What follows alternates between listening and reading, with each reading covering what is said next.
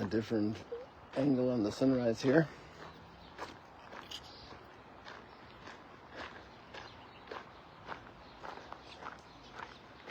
These old olive trees, marvelous phenomenon of nature. And then the palm tree, each year the gardener cuts off the branches. And there we have a little sliver of the moon.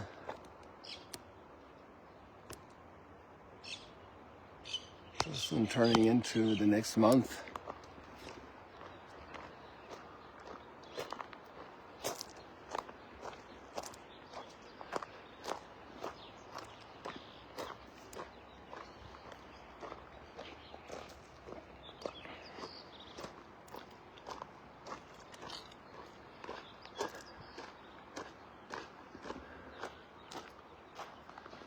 The old port area of Magdala.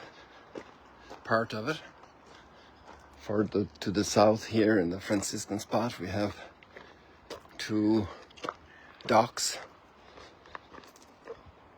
with mooring stones in place from the Hasmonean period after the Maccabees up to Herod basically, and then we have a Roman period dock. They're over there in the Franciscan part just behind that little white house and to the right of those trees, right under those branches.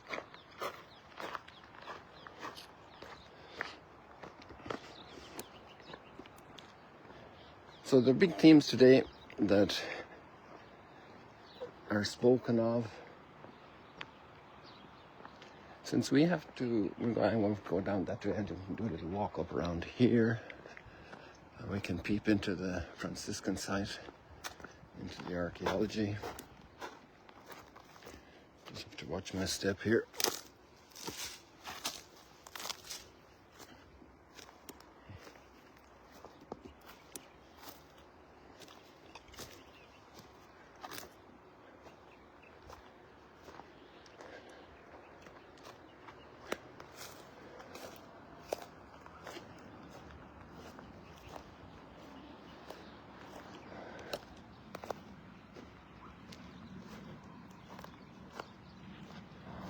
I hear jets very high up in the sky.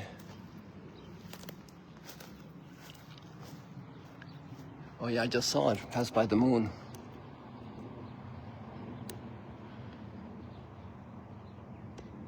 I wonder if we can catch it on the camera. The screen isn't behaving for me. Yeah, it is. It's fully developed there, but I think that's a futile attempt right now.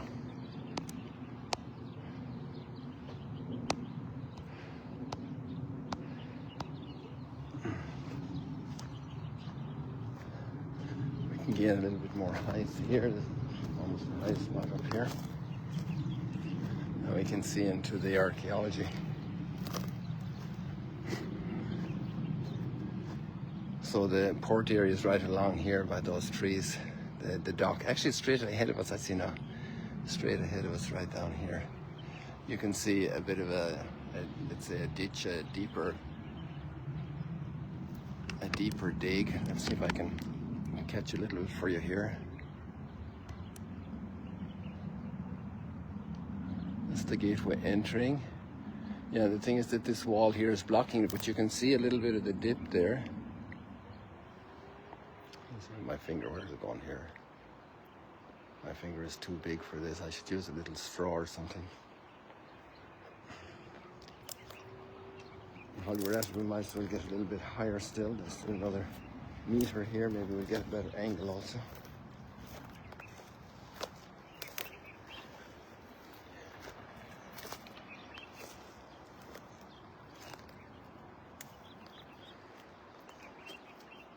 So there we have the trees, and there we have this ditch.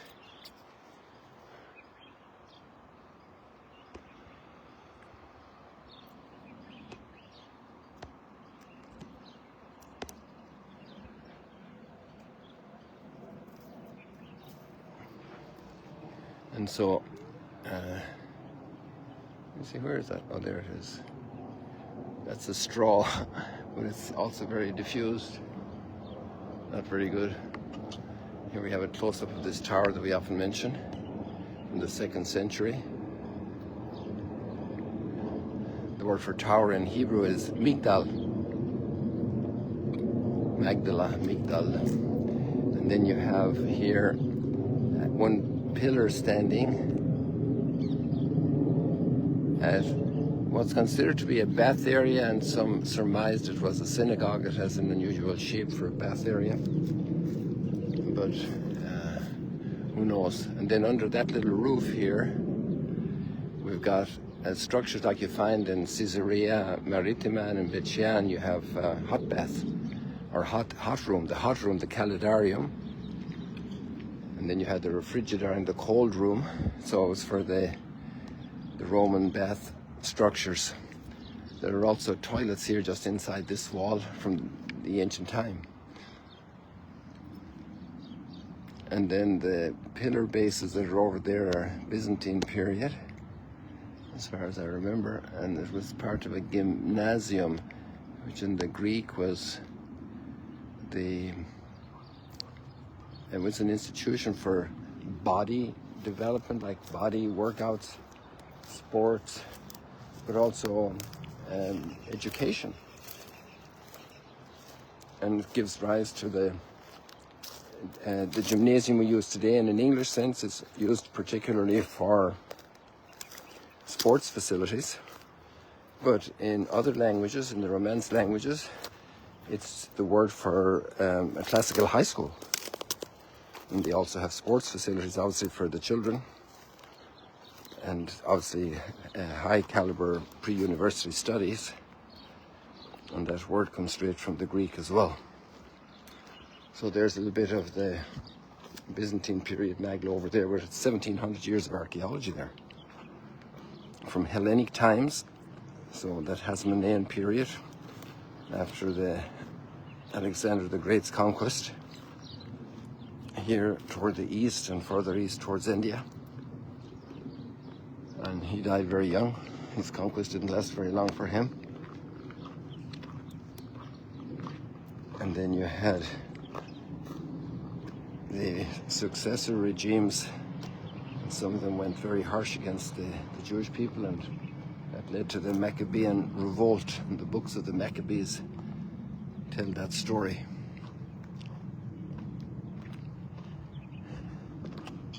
So our themes for today then are dealing, maybe what we should focus on really is the psalm, because it connects it all. With the Lord there is mercy and fullness of redemption. And it's an appeal to the Lord: let your ears be attentive to my voice in supplication, to my prayer. Out of the depths I cry to you, O Lord. And how many people feel in that situation, in real deep trouble, where everything seems to be lost, but they're holding on to the one anchor, to the Creator, the Redeemer God, who is filled with kindness and compassion. If you, O Lord, mark iniquities, who can stand?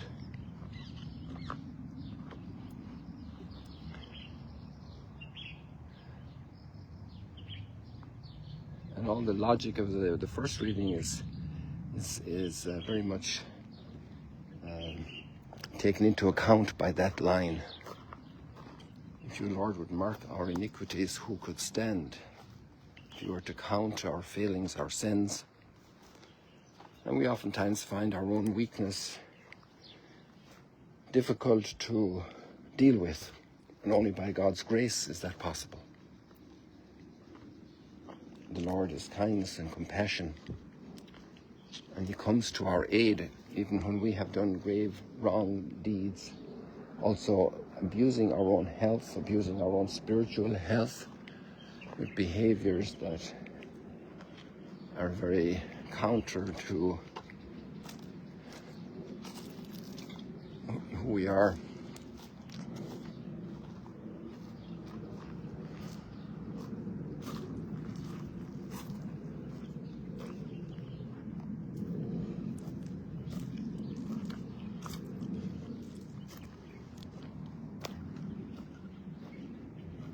And detrimental to our well-being, to our true good. As many an addict discovers, an alcoholic, People who've gone down the roads of lust, of greed. Their heart is never satisfied. The craving for more. And no matter how much more, it will not be resolved, not satisfied.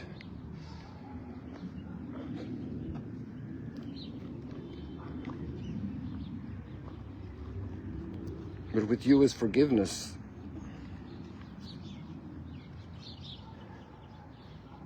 I trust in the Lord. My soul trusts in the Lord, in His word.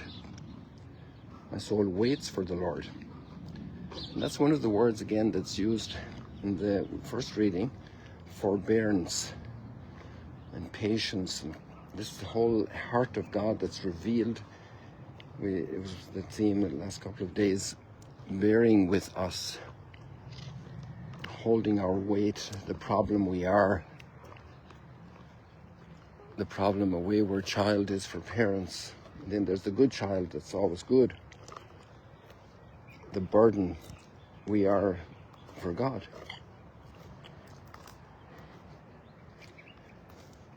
The weariness we can cause, and then the community is saved by the forbearance of the parents, by God's forbearance for the community of the human family. Despite all our violence and our will to war, our will to fight, our will to hurt, our will to destroy each other,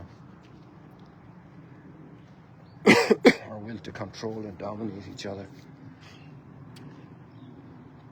And the Lord has the whole dominion in His hands, but He treats us all with patience and kindness. And there's one little word missing in the first reading at the very beginning. It doesn't have to be there, but it's in the original text, because we know that in the liturgy there are snippets are taken out with an emphasis on a particular section of thought, a piece of thought, a thought itself. And it starts off with the word now. In the original text it's but now, and you can just control that by hitting the link for the reading, and it will take you back. And that but now, a but always is in opposition to something that went before.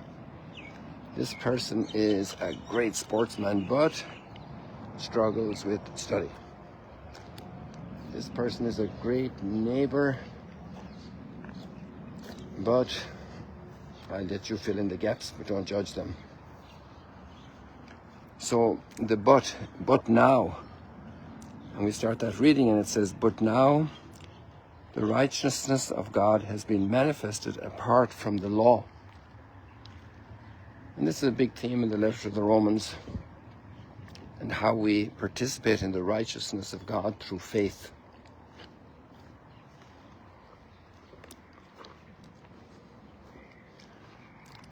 This palm-like plant figured yesterday in the live streams and the Facebook and the YouTube. I was struck by it in a special way yesterday. And there's a wonderful teaching here that there's no distinction, and that line came out earlier as well, that God doesn't show partiality between people. He gives each of us the gifts we have, and then we are responsible. We are blessed to have these gifts. We are entrusted with responsibility through these gifts. And we respond and account for these gifts, everyone, without partiality. An impartial judge is very much desired in society. Impartial public servants. And if there's any partiality, it's for the poorest and for those most in need, those most bereft.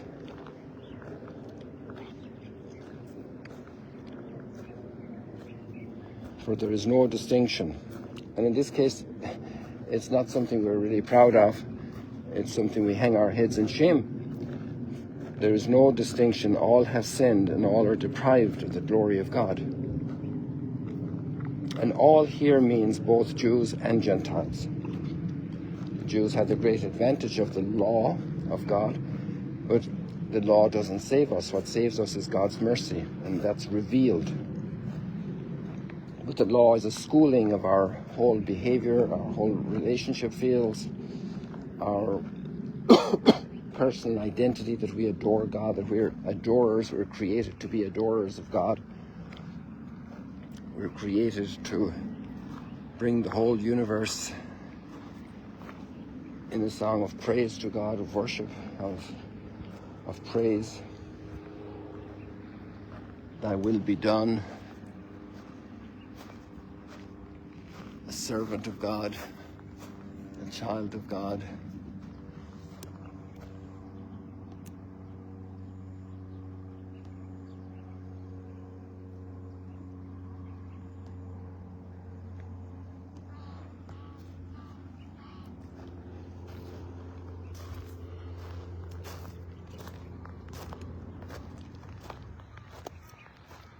And then we have the gospel reading, which speaks about the being stuck to the law, imposing the law, judging by the law, and really missing the heart of God, that mercy and compassion, that understanding and forgiveness, and developing that wonderful love that's the crowning of the human being, that's our full flourishing.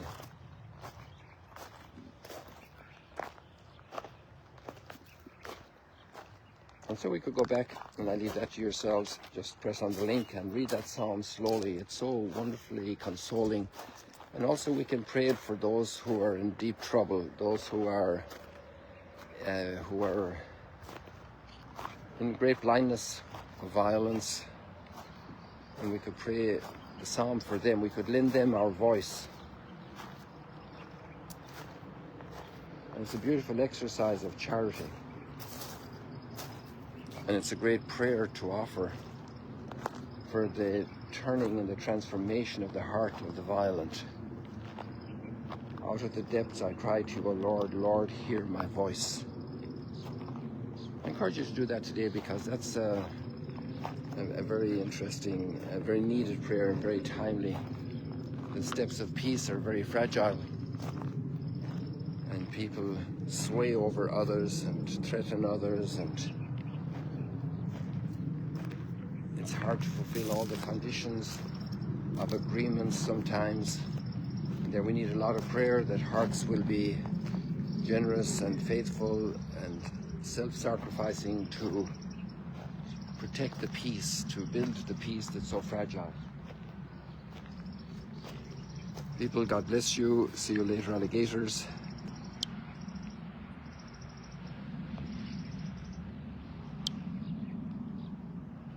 So you see, I was really here, not just a voice hanging in the air.